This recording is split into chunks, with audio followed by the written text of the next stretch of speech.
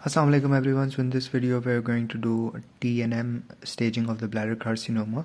ठीक है, अब TNM staging जो बेसिकली होती है ना, स्टेजिंग बेसिकली किस लिए होती है कि ये आपको कैंसर के स्प्रेड का बताती है कि कैंसर जो है वो मेटास्टेसाइज हुआ है कि नहीं हुआ, नोड्स तक गया है कि नहीं गया, ये आपको ये बताता है। ठीक है, जबकि आप ग्रेडिंग जब देखते हो ना तो ग्रेडिंग आपको बताता है कि कैंसर कितना अपने नॉर्मल स्ट्रक्चर से कितना करीब है या नॉर्मल स्ट्रक्चर से कितना दूर है, मतलब कि कितना डिफरेंशिएटेड और नॉन डिफरेंशिएटेड है। ठीक है, अच्छा, अब हम लोग आ जाते हैं TNM सिस्टम पे। ठीक है, TNM सिस्टम में ना सबसे पहले हम आते हैं टी पे। ठीक है, टी बेसिकली आपको प्राइमरी ट्यूमर के बारे में बता रहा होता है। ठीक है, देखो सबसे पहले आते हैं TX।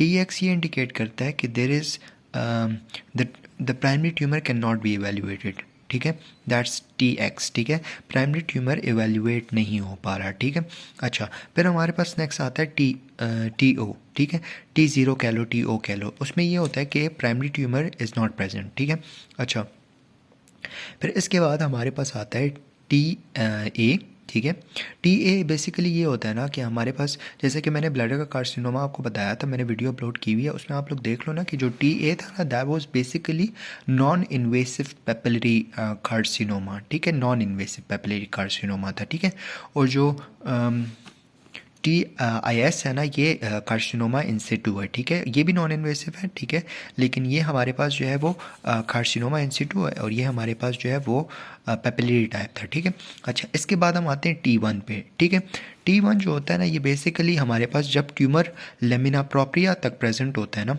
मतलब लेमिना प्रोप्रिया को उसने इन्वेट कर लिया होता है, तो उसको हम T1 कहते हैं। ठीक है, फिर T2 जो है ना, T2 बेसिकली जब मस्कुलरिस प्रोप्रिया तक पहुंच जाता है ना, तो उसको आप T2 कहते हो। ठीक है, अब T2 में हमारे पास दो टाइप है, 2A है, 2B है।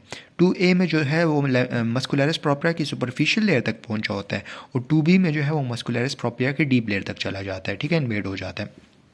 अच्छा, फिर इसके बाद हम लोग आते हैं 3 पे। ठीक है, 3 जो होता है ना, बेसिकली पेरी वजाइकल जो फैट होता है ना, उसकी इन्वेजन शो कर रहा होता है। पेरी वजाइकल मतलब वजाइकल के बाहर।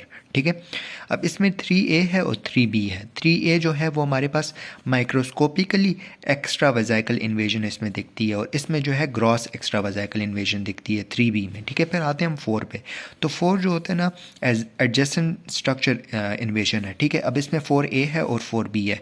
4A में हमारे पास जो है वो मेल में जो है प्रोस्टेट, फीमेल में यूट्रस और वजाइना। ठीक है, उसकी इन्वेजन होती है, उसमें इन्वेजन होती है, और 4B में जो है वो पेल्विस और एब्डोमिनल वॉल तक चला जाता है। फिर हम आते हैं NX when the nodes cannot be evaluated, NO when there is no nodes involvement। ठीक है, फिर N1 में सिंगल लिम्फ नोड इन्वॉल्व होता है, N2 में 2 और मोर लिम्फ नोड्स इन्वॉल्व होते हैं और N3 में हमारे पास वो नोड्स इन्वॉल्व होते हैं जो कॉमन इलियक आर्टरी के अलोंग प्रेजेंट होते हैं। ठीक है, अच्छा, फिर इसके बाद आते हैं हम लोग MX पे। MX में ये होता है कि metastasis can not be evaluated.